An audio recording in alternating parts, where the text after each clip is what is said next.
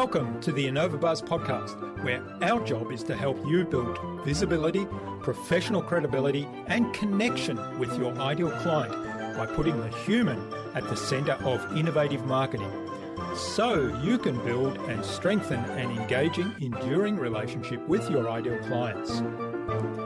I'm Jürgen Strauss from InnovaBuzz, and I'm honored that you're here with me.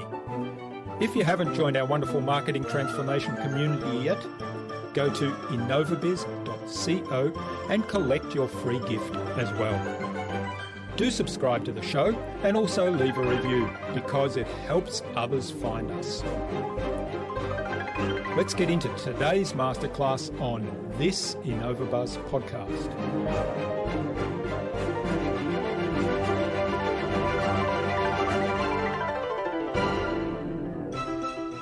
It focuses on people. It focuses on human connection.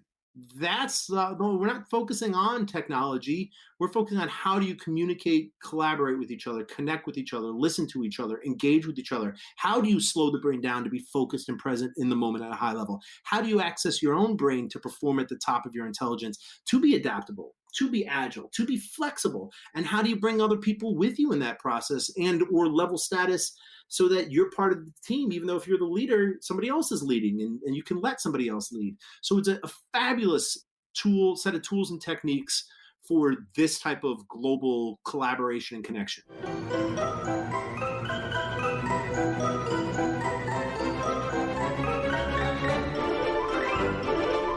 Welcome back. I hope you've had an awesome week so far. Now, if you haven't yet listened to my recent conversations with Lisa Johnson, Freedom and Success Coach, and with Brian McMahon of Expert Dojo, then only after you've listened to today's episode, of course, go and check them out. I'm really excited to have on the InnovaBuzz podcast as my guest today, Bob Kulhan. He's Adjunct Professor of Business Administration for the Fuqua School of Business, Duke University, as well as an Adjunct Professor of Business for the Columbia Business School. He also is the founder and CEO of Business Improv, a 21-year-old consultancy that links improv to business through the behavioral sciences and real-world application. Business Improv is a world-class leader in developing experiential, on-site, virtual, online programs, as well as hybrid and open enrollment courses for businesses and for leaders. Improvisational communication is designed to take you from constantly struggling with your blocks and barriers to communication to a place where you can thrive as a confident and competent communicator. And it's applicable virtually as it is to on-site and in-person. Now, Bob has very generously offered an exclusive code for listeners of this podcast to Business Improv's Improvisational Communication, a first-of-its-kind online course designed using research backed by science and more than 20 years of his experience. This course is regularly priced at $249, and by using the code YESAND, all caps, you'll be able to purchase that for just $99. Now, in our discussion today, Bob talked to me about how we can use improv for collaboration, for communication, and for adapting to change. He explained how to break down organizational silos using improv principles. And we talked about how to adjust your communication and facilitation style when transitioning from live events to online events. Without further ado, then, let's fly into the hive and get the buzz from Bob Kulhan.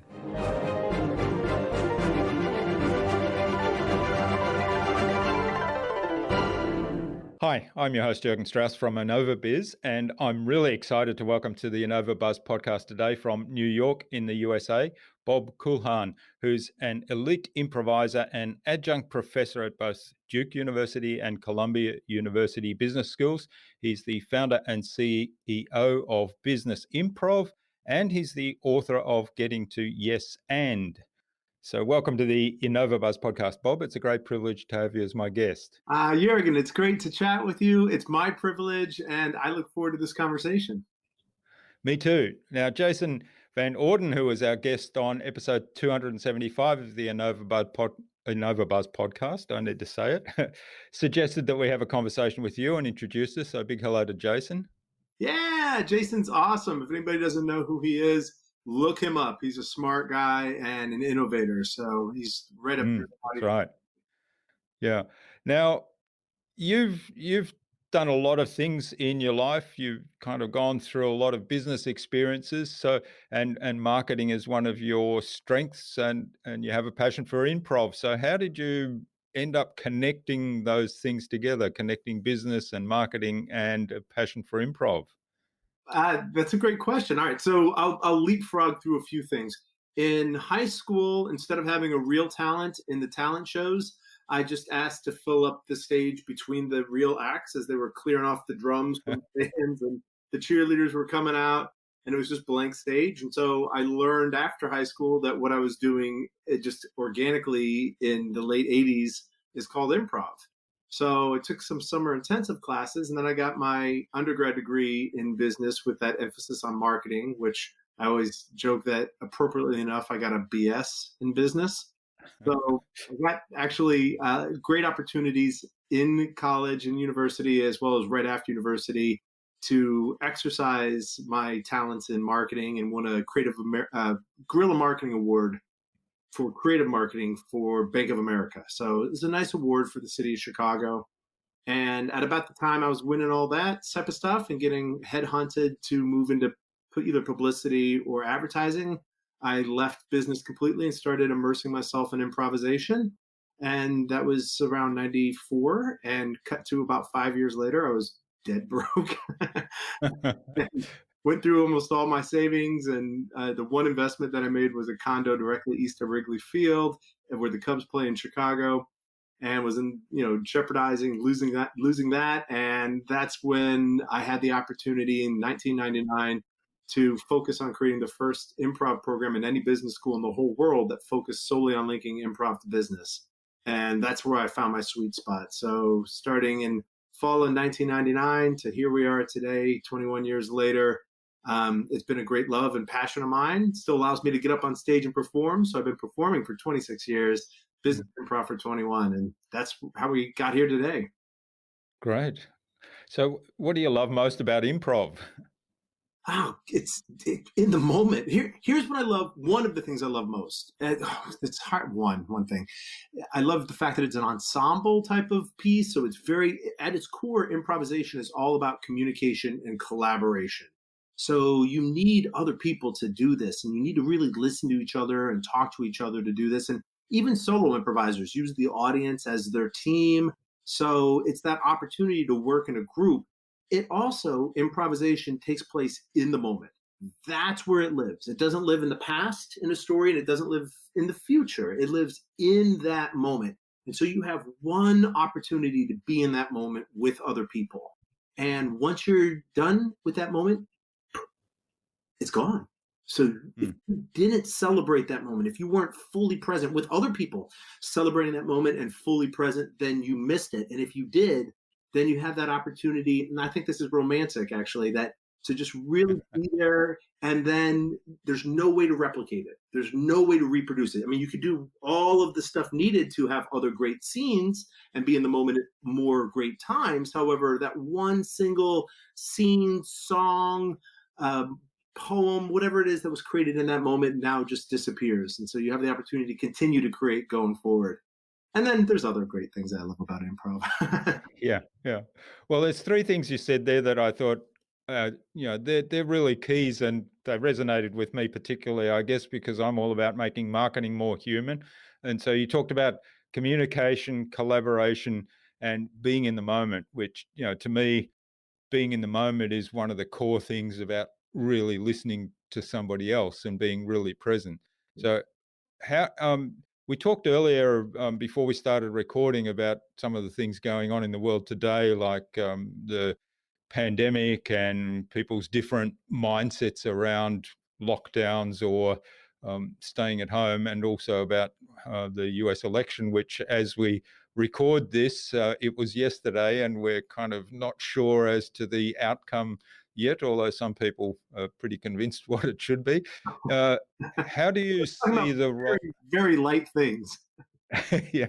How do you see the role of improv in, big issues like that we're all dealing with right across the world in various forms as human beings? How do you see the role of improv there in coming together, in finding common ground, and in solving problems that are associated with those things?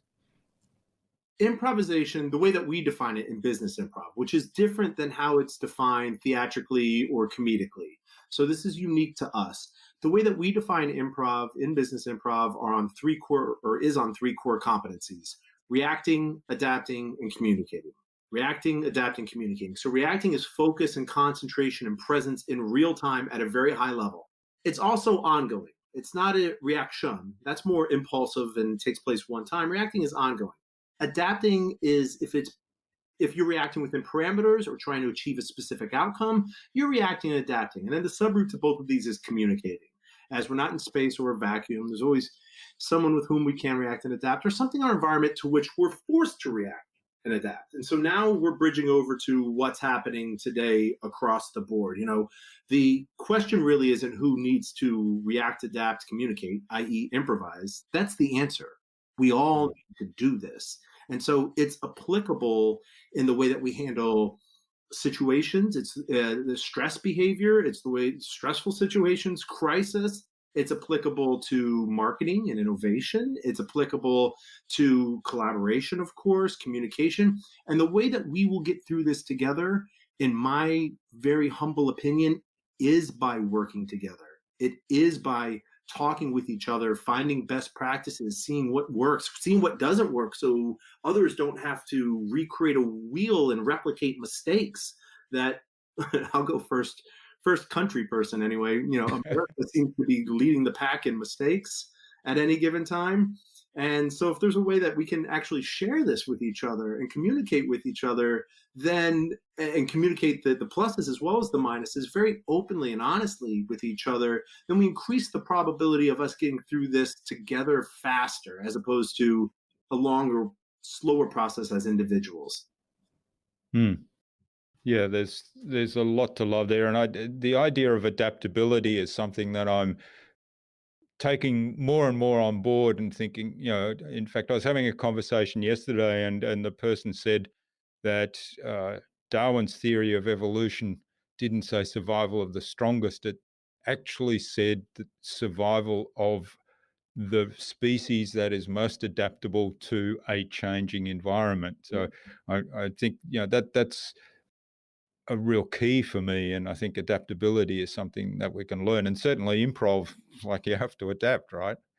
Oh, absolutely. At any given time on an improv stage, for example, the unknown is ever present and the unexpected is gonna happen.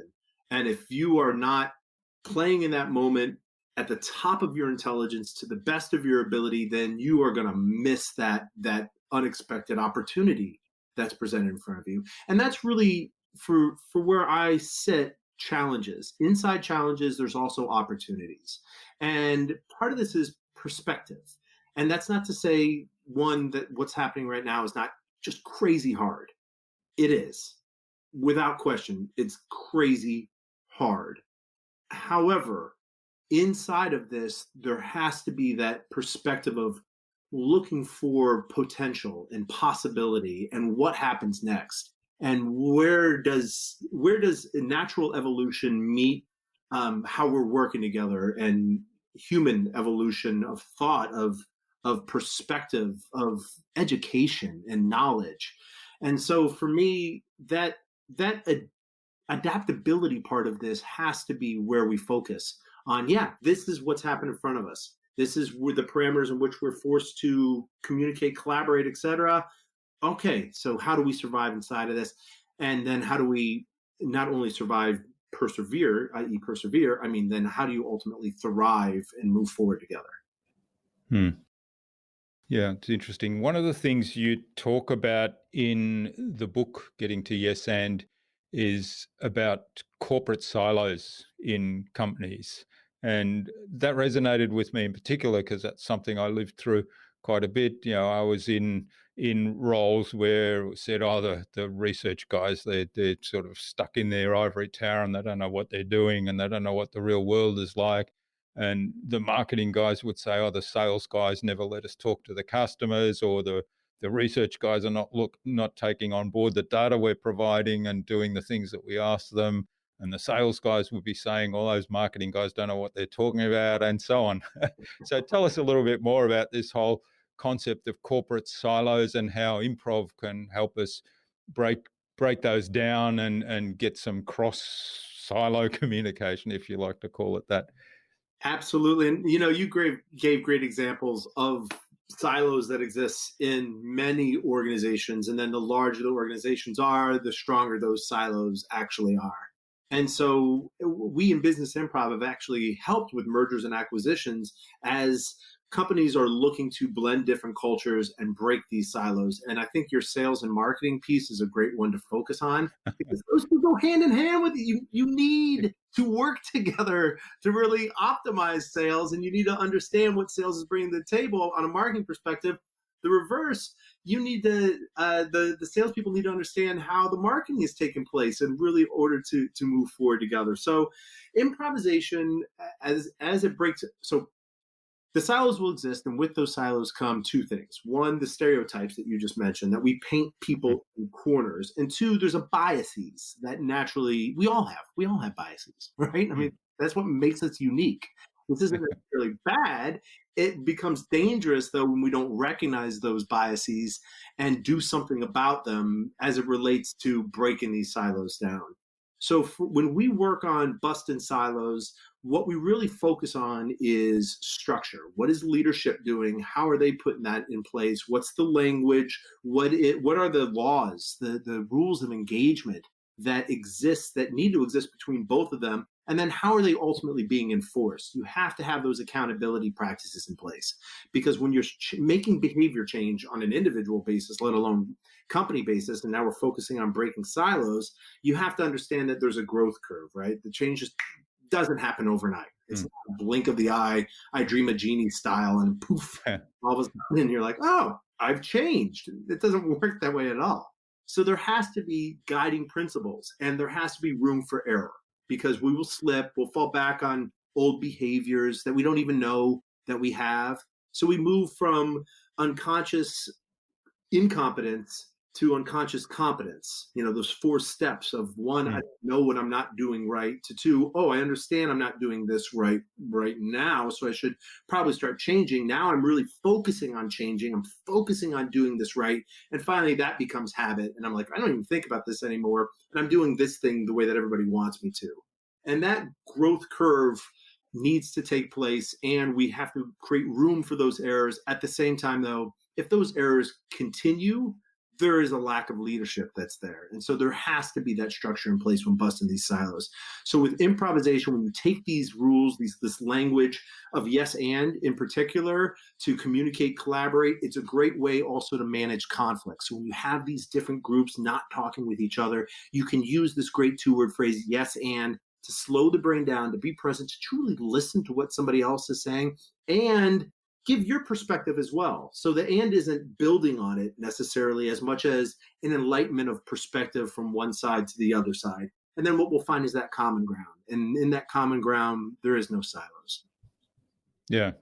I wish back in my corporate day, I wish I had have known more about this whole concept, because I was involved in a number of projects where we looked at driving some processes of innovation through our company. And what we did was had process managers that worked across all the functions. And so that was the environment and the structure, if you like, of breaking down the silos or working across the silos. So somebody had authority across all of the functions, across function in a particular process.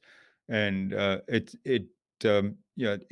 did solve a lot of problems because of the change in structure, but there was still this inherent conflict between the silos that I think improv would have probably helped to break down a lot more.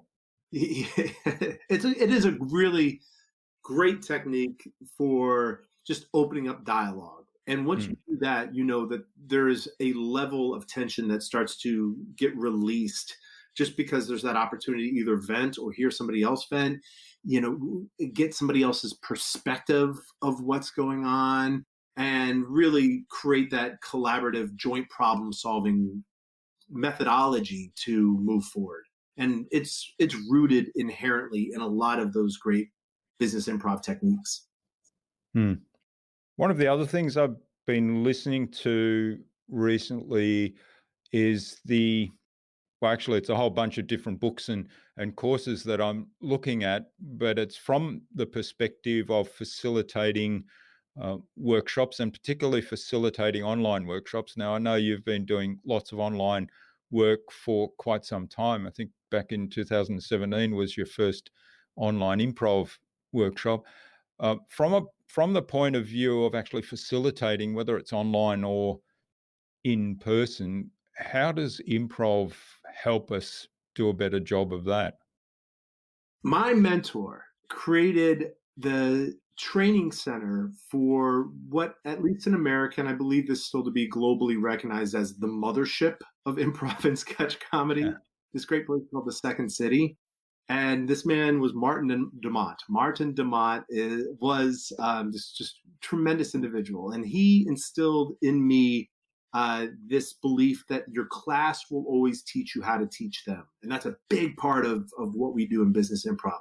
Outward focus, focus on engaging, focus on listening, focus on understanding what they're saying to you, and that on its own as a base, if you go into every class thinking, I'm going to learn from my class is going to teach me how to teach them. And by class, it could be group, it could be company, it could be anybody you're engaging, a team. Then you put yourself in that opportunity to engage and to make both macro and micro adjustments to reach the learning outcomes that have been so clearly defined. And this transcends medium, it transcends proximity. So whether we're on site with a class or we're virtual with a class, the focus is still the same. Learn, learn, learn every step of the way. That means we're humble. That means we're in that growth mindset, that Carol DeWitt growth mindset, just as much as the students are. And then together, we're going to get to the outcomes that, once again, the return on investment is very clearly defined. We know why we're going in there, and we know the path that we're going to take to get there. That doesn't mean we're not going to have tangents or detours. That doesn't mean that we're not going to find discoveries inside of that are going to just create those aha moments from us as facilitators to get the students there. It means that we will do all that, and that's how we're going to get to the outcomes. Yeah, I love the focus on getting to the outcomes with the students and being guided by them. I know my business coach is very strong on making sure that no one's left behind, and also on reading the room and going back and revisiting aspects that perhaps have gone over somebody's head, or they haven't understood, or they haven't really participated in that particular activity yet. One of the challenges that I see there is, I talked about reading the room, is when you go online, how do you get that sense of where people are that you would pick up from body language and facial expressions and those kind of things in an environment where everybody's in the same room?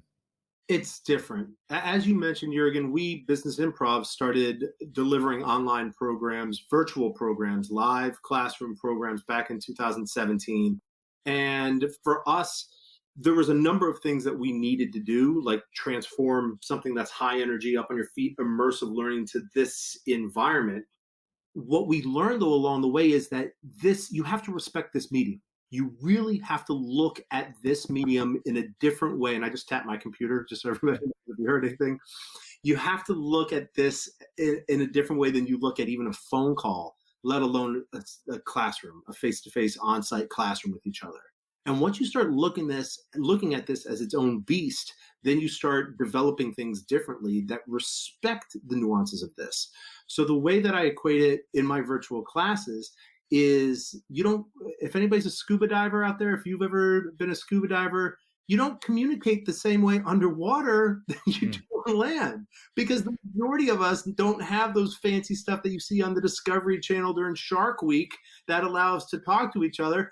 We have breathing apparatuses in our mouth, regs. And if you take that out underwater, one, it's pointless because no one can hear you talk, and two, you drowned if you're 80 feet below water. So you keep that in and you talk with your hands. And that's the same thing that we start focusing on, that we need to communicate differently through different mediums to make sure that we're as effective as possible. Now, when you're thinking about reading body language, then it's different signs, because on site you can get a full picture, right? You can get almost the full body, and you can really absorb from that. You can understand facial expressions differently when it's one person on site, let alone one person through a virtual medium. And then once you have that Brady Bunch grid, 20 people up on screens, the facial expressions, if people aren't properly lit, are lost, number one. And number two, they're very hard because you're getting 20 people at once hitting you in this like deluge of feedback.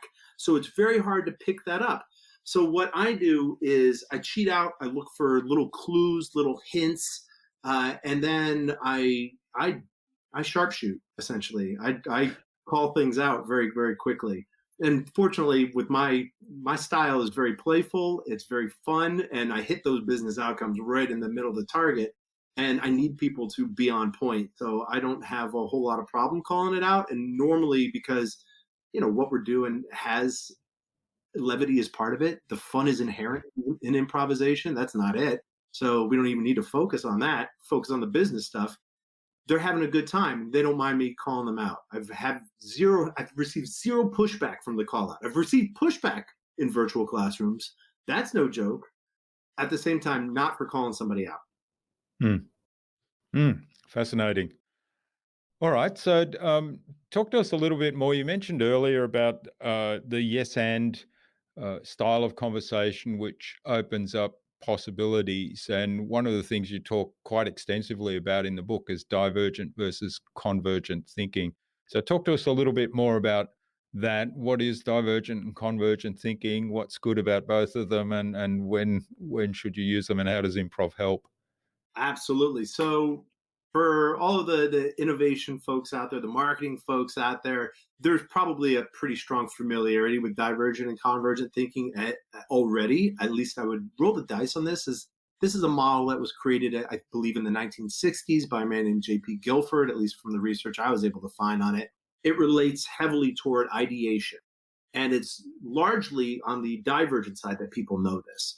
So divergent side, you got to think of the way that we structure it out there, which is pretty common, is a less than sign. And in divergent thinking, you have this problem, challenge, unexpected opportunity. And so in divergent thinking, as it relates to improv now, the improv phrase is postpone judgment or suspend judgment. Now, suspending judgment has a negative connotation because it's like my kid got suspended from school, so he's not in there. And that seems to lead to like an inevitability of suspending judgment. So we've rebranded this to say postpone judgment or defer judgment to another time. And that's convergent thinking.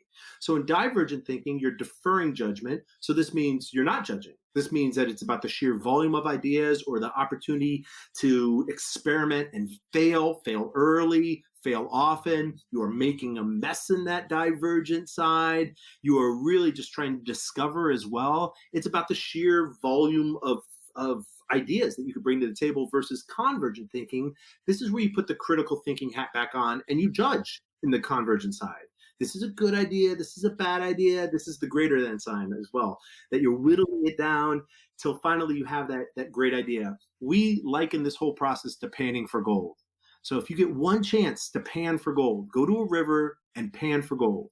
Would you rather stick 2 fingers and a thumb in that river and pull out just a pinch and be like, I really like my chances here? Or would you rather stick a pan in, a giant saucer, and pull out as much as humanly possible? That's divergent thinking. Ultimately, it's about increasing the probability for success on the convergent side. On the convergent side, you sift, you sort, you get the weeds out, the muck out, the fool's gold out of the way. And for our process, gold is people, it is process, it's culture, it's team, it's ideas. Once you have this, though, you still have work to do. You have to refine it. You have to process it. And so you're really looking to increase the probability of success in using divergent and convergent thinking. And here's a little trick. You can use yes and in both sides. So a lot of people think that yes and is only good for the divergent side. Yeah. Yes and, let's come up with ideas. You can actually undermine the great work you did on the divergent side on the convergent side. If you're, instead of being critical about the ideas, you're criticizing people, or you're being too critical about the ideas. So you can yes and in critical thinking.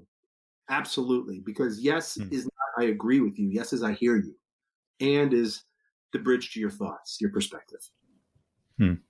Yeah, I love that. And as I said earlier, I wish I had known this back in my corporate days, because I know we had lots of exercises where highly paid consultants would come in and would talk about suspending judgment. And there's lots of ideas come out in this first phase, in this divergent thinking phase, and nobody's allowed to criticize, judgment suspended until later. And that all sounded fine. There were lots of ideas came up. And then as soon as they said, okay, now it's time to sift through the ideas, pick the best ones, and then all the negative thinkers came in straight in and said, I don't like that idea because, but this one's really bad. Yes, yeah. So you just hit it. I mean, that's a trigger word, right? So one of the classic comparisons is yes and versus yes but.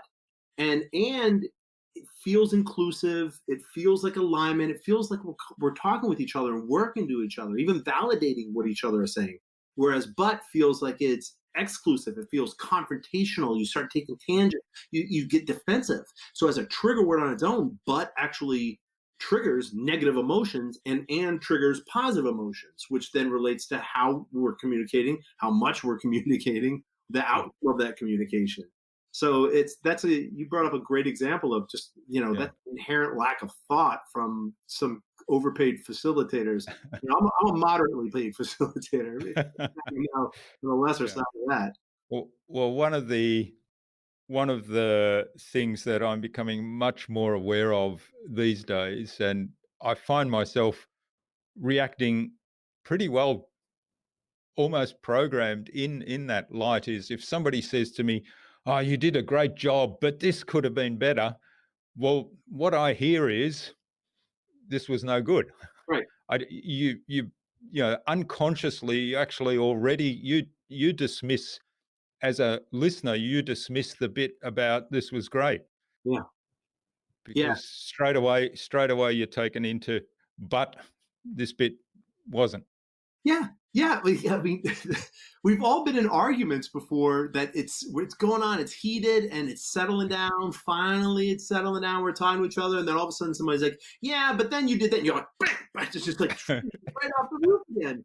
So the military axiom that I use to sum this up is but eliminates everything said before it. Through restrictions, denials, contradictions, steerings, and builds on it. Or it's additive, it's inclusive, it's agreement. And the reality is, you can negate one versus the other based on context, situation, relationship. What you can't negate is that it feels this way. One feels like that contradiction, negative, like you just dismiss, like you did a great job, but this is how you could have done better. Like, well, okay, I didn't do a great job, because that's how the brain reacts to it.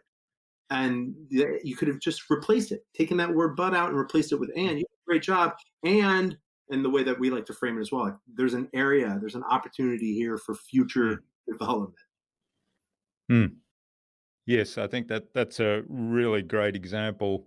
And the whole idea of the feedback sandwich, I think, has that element in there, that if it's delivered with any but words in there, it's not a sandwich anymore. Because it's like, okay, here's the slice of bread, and now here's the medicine, if you like. Right. And while I bring in that medicine, I'm taking away the slice of bread and throwing it in the trash. It's like being blindfolded and expecting to get something sweet, and instead of getting sweet in the mouth, you get slapped in the face. Like, what? What happened to strawberries and whipped cream? It's right there. Why'd you hit me? Yeah.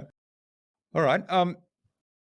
We talked a little bit about the virtual programs. I'm kind of interested to learn a little bit more about how how you build community around that. We talked about the facilitator reading the trainees. The other thing that happens in a live room, I guess, is interaction between the trainees. Yes. And conversations that happen there. And you talked earlier about the trainer actually, that the class actually teaches the trainer how they want to learn. And I'm sure there's lots of interaction between the trainees, the students in that as well. So how do you bring in that sense of community, that sense of fertilization, if you like, between the students in the room when you're in an online space? That's a great question. And really, there's two ways to look at this. The easier way is if they know each other already. If there's a familiarity with each other, they were on site together, and now they're, everybody's forced to be in this sort of blue water space with each other. So getting that community back together is much easier than it is a group of strangers. So what Business Improv has done twofold, really. It started back in 2016 when we were piloting this with some of our blue chip clients. We asked for a group of people that have never met each other before. They're going to be an online team for the very first time.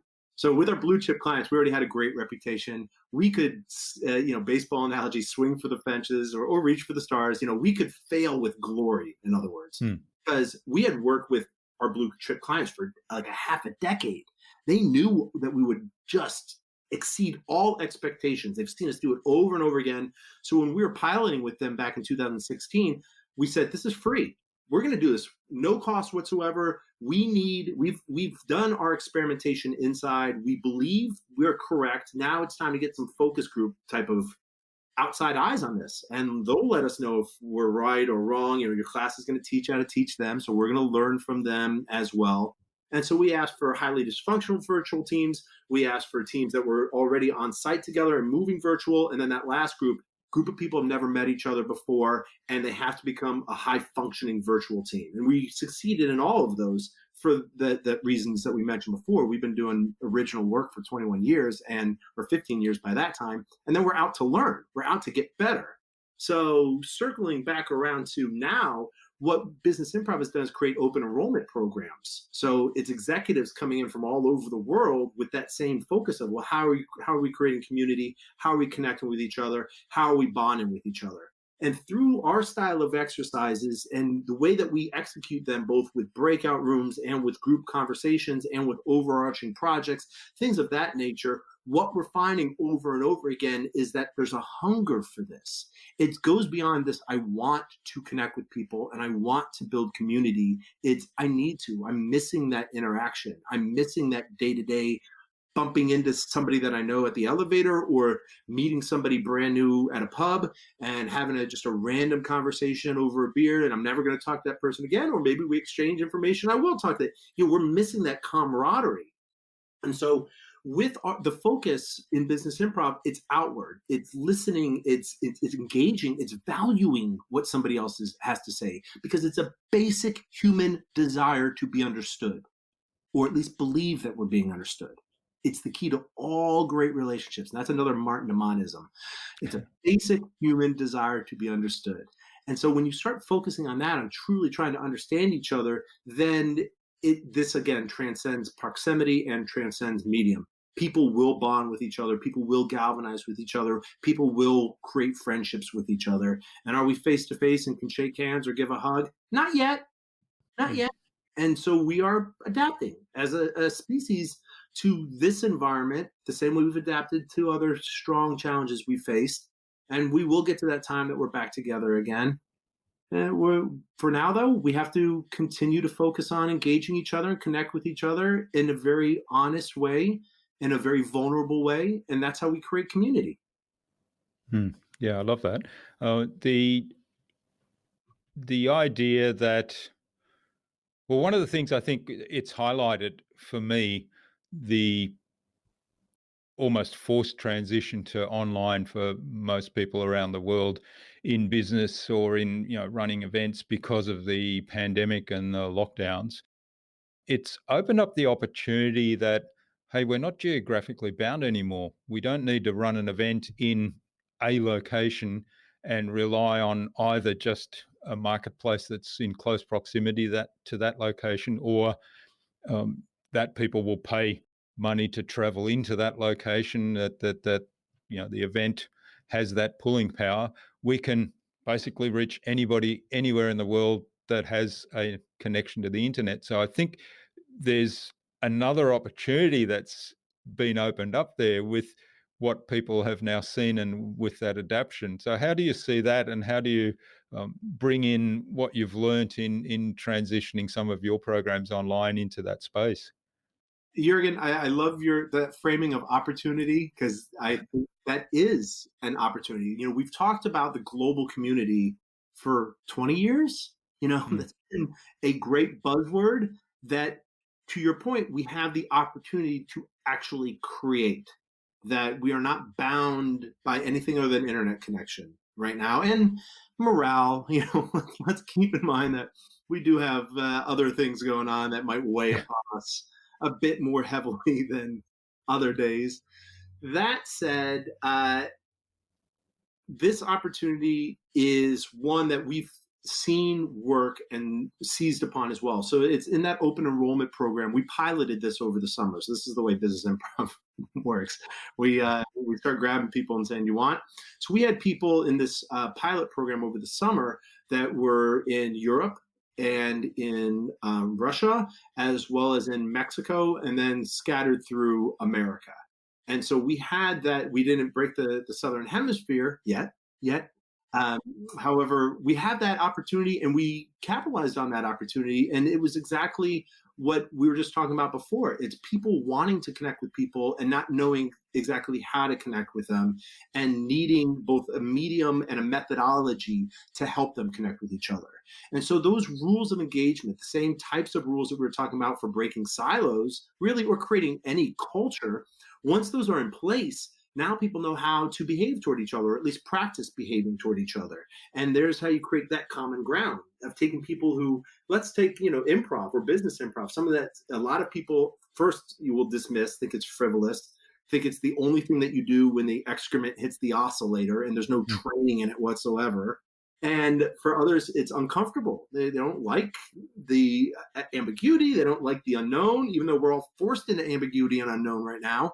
This is some of the strength of that skill set. It's not inherent for a lot of people as well. And it's also intimidating for a lot of people to say that I got to continue just to talk to each other without any base of knowing how we're going to talk to each other. In other words, the unknown, the unexpected.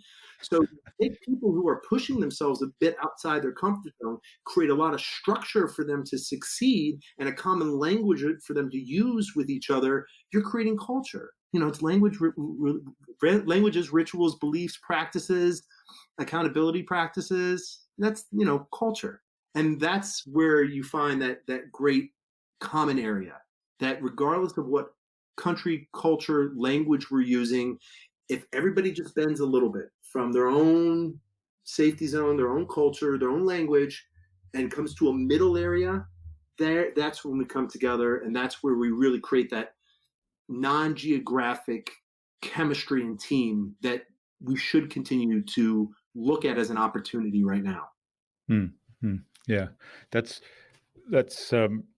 great advice, and great. So providing great structure there in that sort of environment, and then leading on, because one of the things you said is, the opportunity there is in building teams, and to me that means having access to talent and skills that in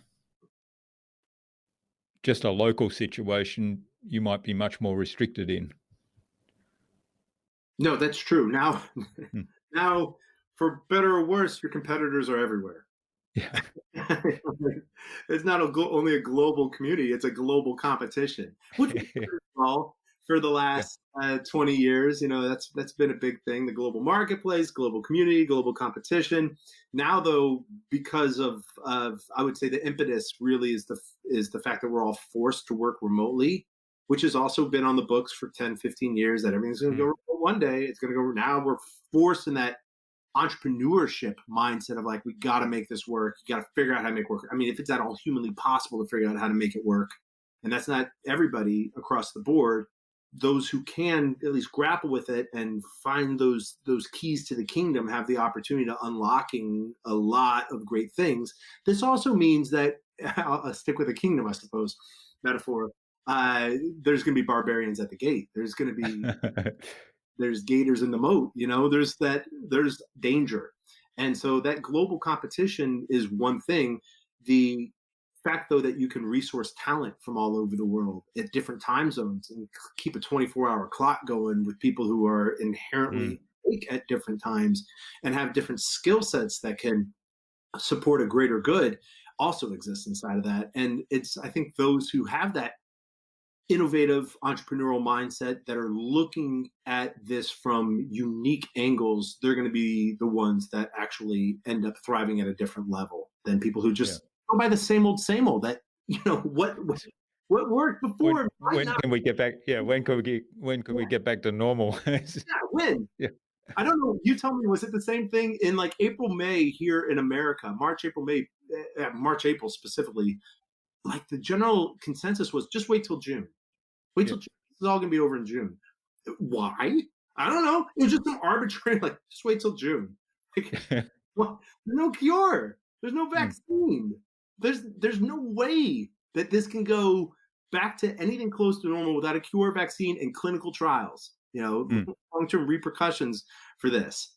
So by the time we get to that point that we have that cure, have that vaccine, that herd immunity, whatever it is that's going to bring us back to talking with each other face to face without a mask, there's going to be so many people who do not want to go to a brick and mortar institution anymore. The workforce is going to change because of this. And there's not going to be a way for a lot of employers to keep great talent if they demand them to come back to a brick and mortar institution, because there's going to be a lot of people who say, I've proved I could do it here, and I don't want to go back. That's a 45-minute commute I don't need to make. That's right. Yeah. Yes, it opens up a whole lot of opportunities. One of the things you said there is, working for a global corporation through my corporate career and leading teams across various parts of the world and different time zones, I always had this vision, and this goes back to the early 1990s. I had this vision of, let's say Australia, the team in Australia would work on something, and then at the end of their workday, would hand it off to the team in India, let's say, because they're about 5 hours behind. So they would work on it for their 8 hours, and then they would hand it off to the team in Europe, who would then work on this thing for another 8 hours. And then they would hand it off to the team in the US, and it could be, there could be two teams there because it spans quite a wide time zone. Similarly in Australia, of course, and throughout Asia, I mean, there's wide time zones. But I had this vision of, if you structured that right and you had the right sort of product that you could work on across those time zones, it wasn't a physical thing that had to be then shipped somewhere, that you could have somebody working 24 hours, you could probably accelerate the development of new products by threefold, maybe even 5 or 6-fold. And I think now we're starting to see people actually adopting that kind of mindset. I think software companies have been doing it for a little while now, but yeah. Yeah, I think you're right. And I love this idea. For some reason, when you were breaking this down for me, I was picturing a sprint relay, like a 4x100 meter relay, like in the Olympics, that you really, it looks great when it's done seamlessly and you make these handoffs, which means that, having had some friends actually compete, at least on the collegiate level, high level in sprints, you work on the handoffs more than anything, right? I mean, because without that seamless handoff, that you're coming in full sprint and you're handing it to somebody else who's taken off full sprint, any little hiccup there, you could lose enough time that somebody else can beat you. And, we're talking about fractions of seconds in that. And so really working on that, now we'll go back to communication, collaboration based. As far as a handoff from one team to the next team to the next team, the transitions, that could help that process. And that, I think to your point, now is a great time if people have that structure in place to work on that 24-hour work clock of like how to actually make that work 24 hours and accelerate the growth of process or product. So Improv is a great tool for that handoff and for those communications across borders, time zones, cultures, and the Yes and tool is a really big one. Yeah, you're actually hit it right on the head. We've taught this 6 continents, dozens of countries, different languages, even through interpreters. And regardless of the familiarity with improvisation or lack thereof, as well as any language, like yes and yes but, for example, that's not universally known.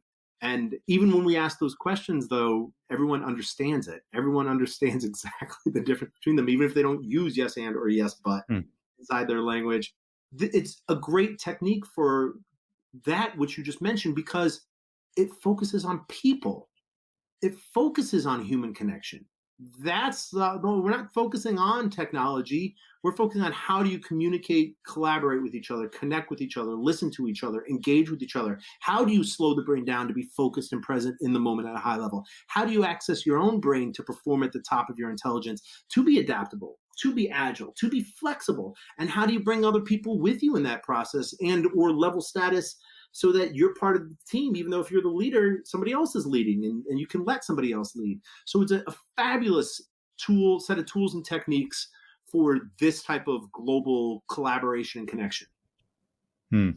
Love it. All right. Well, I'm going to move off improv now and go back to my script here. I don't actually have a script, but I have a script for this bit. So it's the Buzz. It's our innovation round, and it's designed to help our audience who are primarily leaders and innovators in their field with some tips from your experience. I'm going to ask a series of 5 questions. Hopefully you'll give us some really insightful answers that will inspire our listener to go and do something awesome as a result today. I'll do my best. Yeah, great. What's the number one thing anyone needs to do to be more innovative?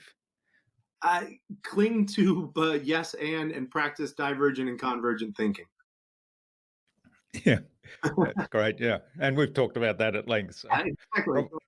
We already hit that one. So that's it. It really is.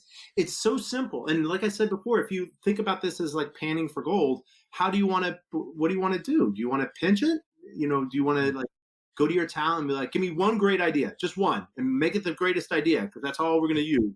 Or say to everyone, just give me all the ideas. Give me everything you're thinking about right now. We're going to do this for 15, 20 minutes, 30 minutes, just talk to each other and come up with a lot of ideas. And then we'll take a break, head over to that convergent side, and we're going to sift. And we're going to find the best ideas from everybody else's ideas. The worst idea with great support will go much further than the best idea with no support. So we're focusing on supporting communication and removing barriers to communication collaboration so that ultimately we're not executing the worst idea because that's the only one that got support. We're trying to find the best idea inside of it and then supporting that. Yeah, I love it. And you outline in the book some really good techniques for going through that process. So I certainly encourage people to check that out in more detail. Now, what's the best thing you've done to develop new ideas?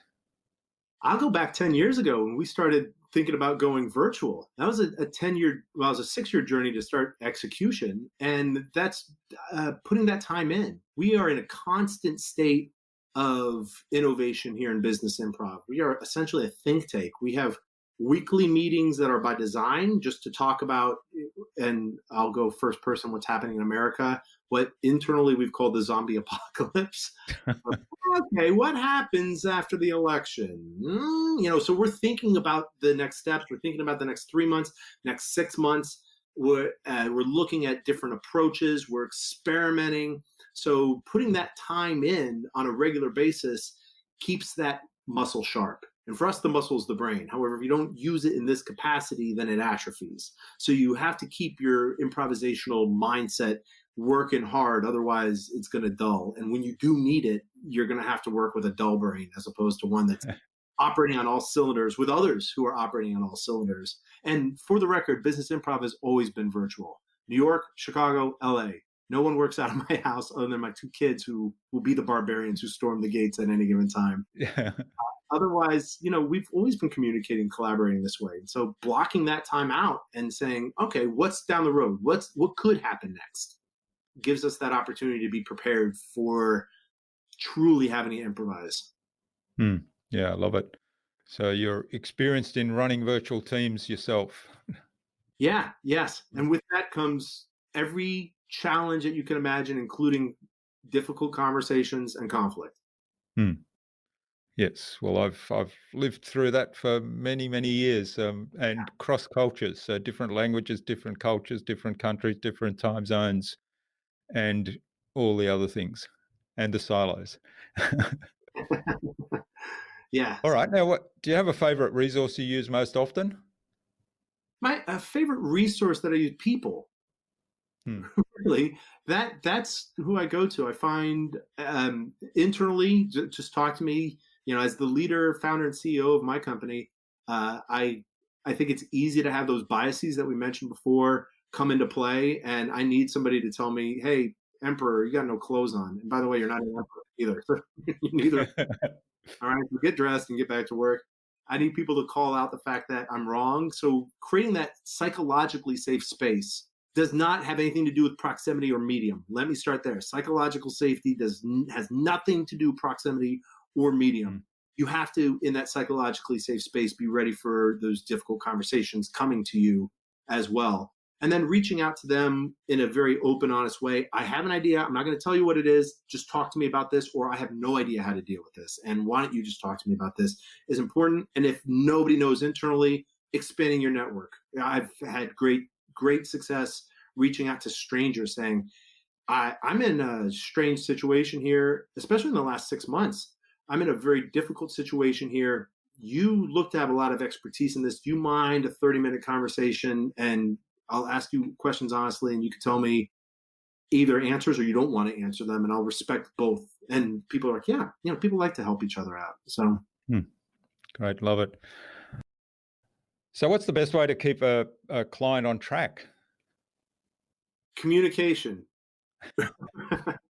Early, often, sidebar conversations, quick meetings, touch bases, texts, communication. That's the best way to keep a client, internal or external stakeholder, on track.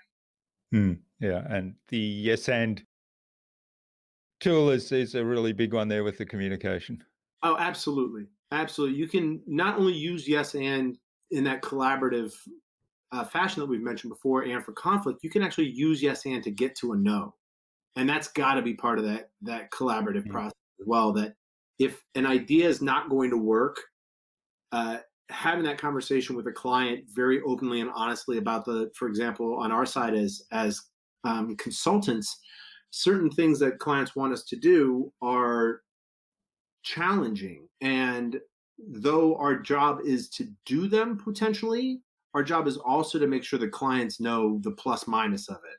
What are the logistics around it? What would keep this from being successful? And ultimately, we feel like it's the client's, it is the client's responsibility to say yes or no, yay or nay. We're going to do this based on all the information you provided, or no, we're not going to do it.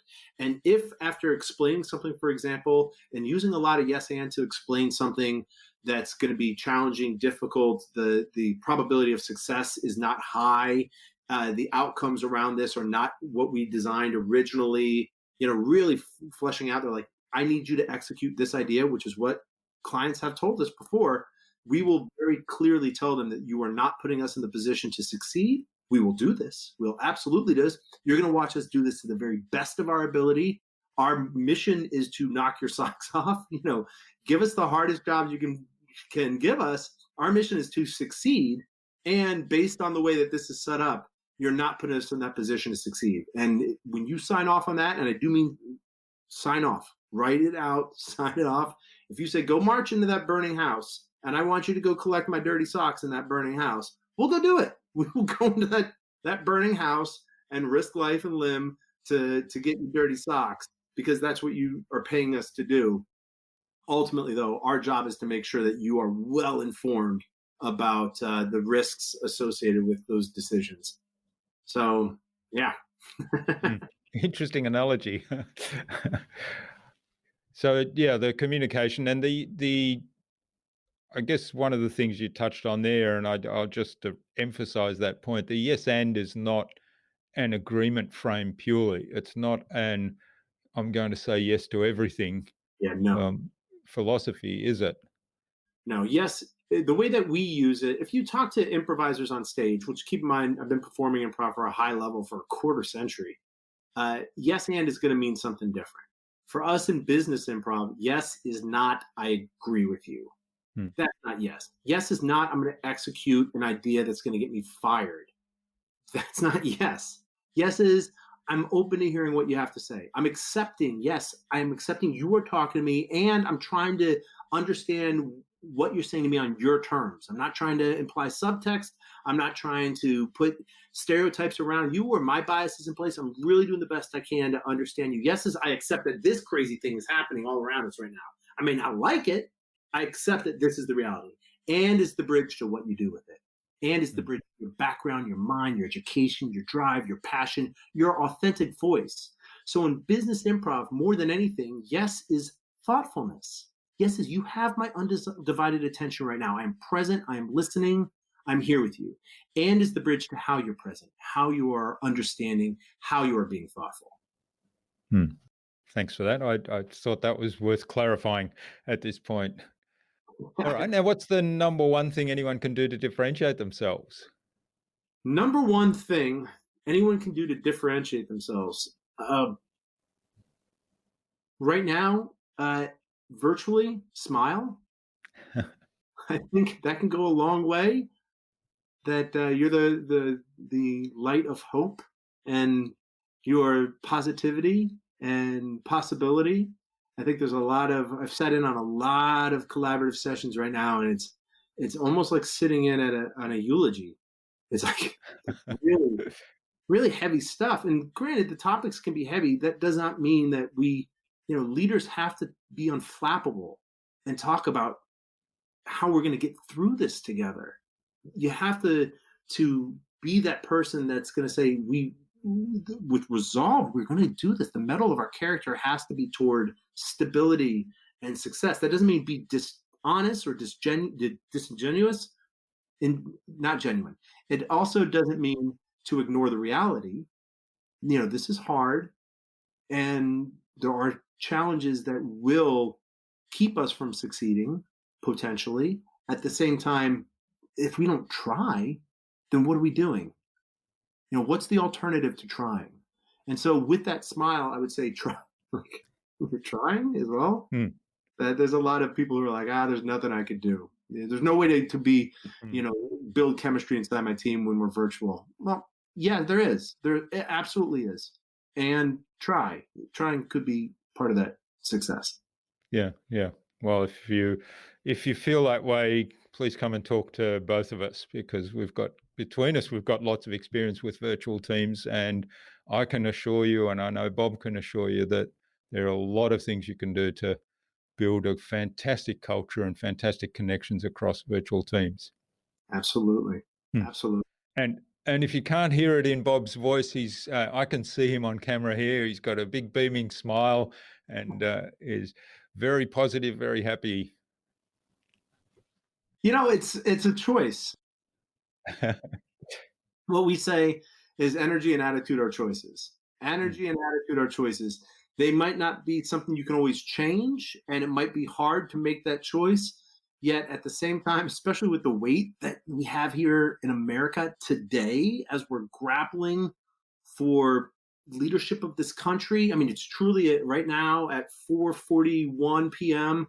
on November 3rd, November 4th, rather, after the election, we don't know who our leader is going to be, and we don't know which way this country is going to go. And we've had months of civil unrest, in my mind, warranted civil unrest at that, and violence and protests, and everybody's feeling this COVID fatigue, or pandemic fatigue, whatever you want to call it, and it's a roller coaster that at any given time is going to put you in a tunnel in the darkest of dark, and spin you around. You won't even know which way up is.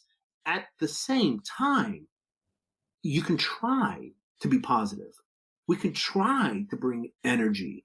we can try to understand that eyes are looking at us, and we need to be that bastion of hope and light. Especially for me in my house, I got a 4-year-old and a 7-year-old. I don't want to leave my office after a hard day or walk right outside my door here and have them be like, "Daddy." I'm like, "Oh God, what happened to Daddy?" So uh, these are choices, and even with all the weight that's happening right now, you have enough resolve and you have enough focus. And also, I want to be here with you, and I want to, show you business improv and my brand. It's all part of it. So making that choice to at least try is better than not making the choice and not trying. And as you say, we all have a choice to be happy or sad, to how we react to the environment. Maybe we can't change some of the things that are in the external environment. I mean, certainly I don't know how I can solve the pandemic. Certainly, even if I had any expertise in immunology or something like that, I would find it very difficult to do it by myself. So reacting to that environment and making a contribution that perhaps I can make, that's a choice we can all make, right? Absolutely. And I want to be as clear as possible. This does not mean we will always succeed. Yeah. This does not mean we'll always be positive. This does not mean we'll always be able to smile, even something as simple as that. At the same time, I do look at it as a very binary thing. Either we try or we don't try. And if we don't try, what is the alternative? For me, as an entrepreneur, a small business owner, hit by this like everybody else, the alternative to not trying is to curl up, and that's it. So it's time to continue to try, and I think that even though not every day is a good day, and not every day I can even like smile when I'm at work, that does not mean I can't try. All right. Well, this has been absolutely fabulous, Bob. Now, where can people find out more about you? Maybe even reach out to say thank you for what you've shared today. Jürgen, well, thank you. First of all, thank you for making this bridge as well. My book is Getting to Yes and The Art of Business Improv, and that's out in the market. You mentioned that you bought the audio, so if you buy the audio, you'll hear this voice that you can fast forward through. I'll talk very quickly. You can also find us on Business Improv. Come and join us in the Open Enrollment program. We have a newsletter that goes out as well. We're dishing out free content, and we're going to send Jürgen the link to that, so you can put it up in the bottom and find that link. And if you join the community with the newsletter that comes out, it's not a heavy lift. I don't write heavy. Well, the book is Stanford University Press, so that's heavy enough. That's baked in research. That's heavy enough to lift. The newsletter is short bites. It's very small, snackable content, and we're giving away cliff notes to essentially the book now in the virtual packaging. Like, just try this out. This is how you lead teams.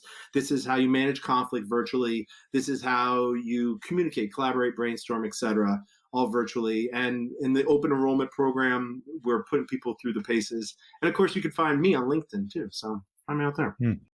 Wonderful. We'll have all those links in the show notes, as Bob mentioned. Now, do you have any parting advice for our listener today, or maybe you've already given that? If anything, I'm a big fan of gratitude as well. I have been always, and yet in the last 8 months, I find myself gravitating further and further toward that. So I guess I could give some advice. Pay somebody a heartfelt compliment and smile. Yeah, great. Love it.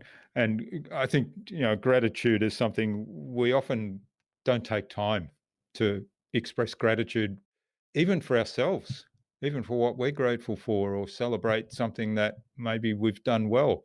We kind of skip over that, move on and say, okay, what's the next thing, or get to the criticisms pretty quickly. So take time to appreciate and show gratitude to somebody else, and perhaps even yourself.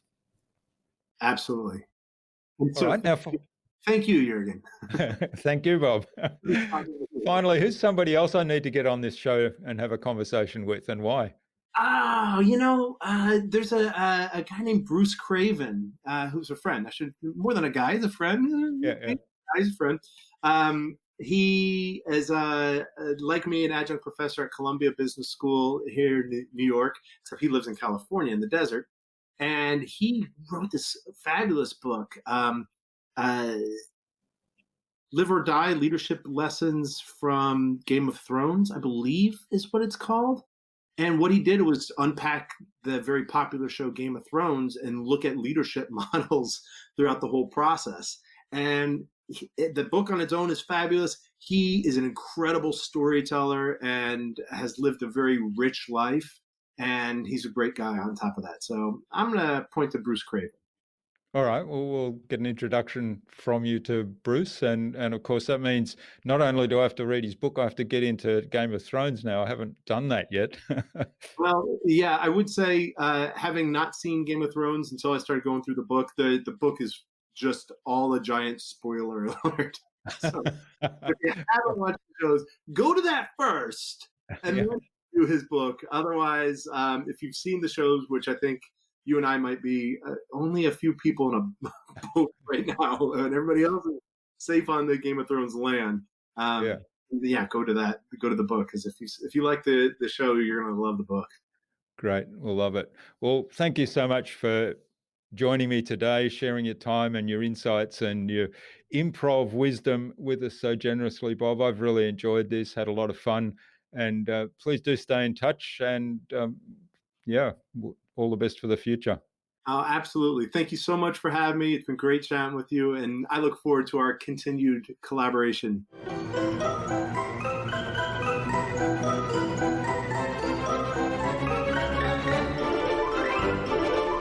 I hope you enjoyed that engaging and informative conversation with Bob and took something away from his episode. This was a truly improv conversation and illustrated for me the idea of improv being about communication and collaboration. I'd love to know what you took away from Bob's episode.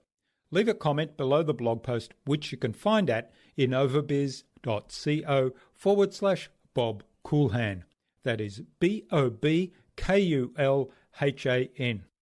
All lowercase, all one word, innovabiz.co/Bob Kulhan. You'll also find contact information there for getting in touch with Bob, as well as links to the Business Improv website, his book Getting to Yes and, his social media pages, and the other resources we spoke about in today's conversation.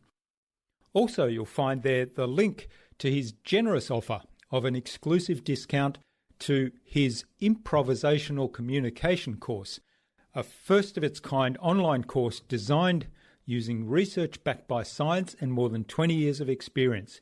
This course is regularly priced at $249, and by using the code YESAND, you will be able to purchase it for just $99. If you like this episode, please share it with 2 other people that it might help. Tag me in on that share, and I'll reach out to you with a special surprise.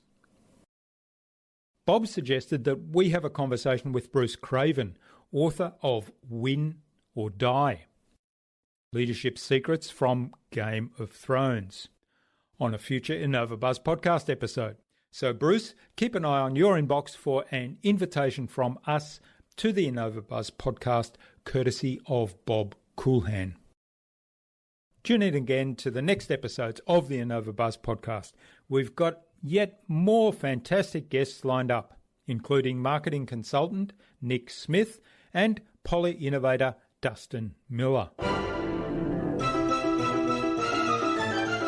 Thanks for listening to this episode.